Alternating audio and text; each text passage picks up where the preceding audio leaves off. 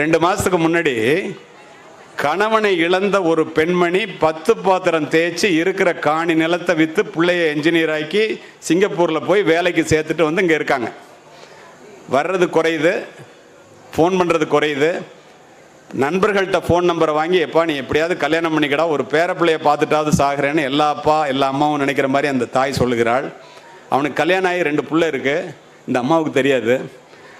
அவன் சொல்கிறான், நான் ஊருக்கு வந்து நான் சொல்கிறத நீ கேட்டால் நான் உண்மையிலே கல்யாணம் பண்ணிக்கிறேன்னு போய் சொல்கிறான் அம்மாட்ட. இதெல்லாம் பெருசு இல்லை. ஊருக்கு வர்றான், நிலத்தெல்லாம் விற்றுட்டு என்னோடவா கல்யாணம் பண்ணிக்கிறேங்கிறான். சிங்கப்பூரில் வந்து உன்னை காமிக்கிறேன், சுற்றி காமிக்கிறேங்கிறான். பேதை மனம், ஏழை தாய், உயிரையே அவன் மீது வைத்து ஒற்றை பிள்ளையாக வளர்த்தெடுத்த அந்த தாய் அவளும் நம்பி விற்கிறா. கூட பிறந்தவங்களாம் விற்காதரா வீட்டைங்கிறாங்க. கேட்கல அந்த அம்மா. பிள்ளை பாசம் கண்ணை மறைக்கின்றது. உண்மை சம்பவம். எங்கே இருந்து எங்கே வந்து விட்டோம் என்று பாருங்கள். அழைச்சிக்கிட்டு பணத்தை பாதியை வந்து ஒயிட்டில் இருக்கிறதெல்லாம் அனுப்பிச்சிட்டான், பிளாக்கில் இருக்கிறத கையில் எடுத்துட்டான். பர்மிஷன் வாங்கிட்டு ஏர்போர்ட்டில் இந்த அம்மாவை அழைச்சிட்டு போய் நான் டிக்கெட் எடுத்துகிட்டு வர்றேன்னு சொல்லி ஏர்போர்ட்டில், திருச்சி ஏர்போர்ட்டில் 2 மாதத்துக்கு முன்னாடி உட்கார வச்சுட்டு உள்ளே போகிறான். அந்த அம்மாவுக்கு டிக்கெட் அங்கே எடுக்கலாமான்னு கூட தெரியாது.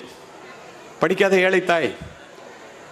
பெற்றோர்களை எப்படி உணர்ச்சி பூர்வமாக கேட்குறீங்க பாருங்கள். 7:30 மணிக்கு உட்கார வச்சுட்டு போனால் 8:30, 9:30, 10:30, 11:30, 4 மணி நேரம் ஆச்சு புள்ள வரல. இமிக்ரேஷன் ஆஃபீஸர், என்கிட்ட வேலை பார்த்த ஆஃபீஸர், மணிராஜ்னு பேர். உள்ளே போகிறாரு. அந்த தாய் உட்காந்துருக்கிறத பார்த்தாரு. என்னடா ஃப்ளைட்டே போயிடுச்சு, இந்த அம்மா ஏன் உட்காந்துருக்கு அப்படின்ட்டு. ஏமா உட்காந்துருக்கீங்கிறான்.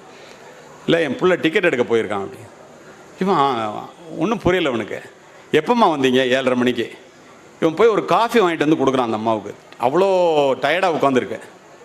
இல்லைப்பா என் பிள்ளை லைனில் கூட்டமாக இருக்கும் போல் இருக்கு, சாப்பிடாமல் இருப்பான், பசி தாங்க மாட்டான், அவனுக்கு போய் இந்த காஃபியை கொடுப்பா அப்படின்னு சொல்கிறாங்க. அவன் போய் ஏர்போர்ட் ஆஃபீஸர்கிட்ட சொல்கிறான். அவர் வந்து பார்க்குறாரு.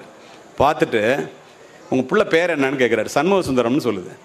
போய் சார்ட்டை செக் பண்ணி பார்க்குறாரு. அவன் சிங்கப்பூரே போய் சேர்ந்துட்டான். இந்த அம்மா அங்கே உட்காந்துருக்கு.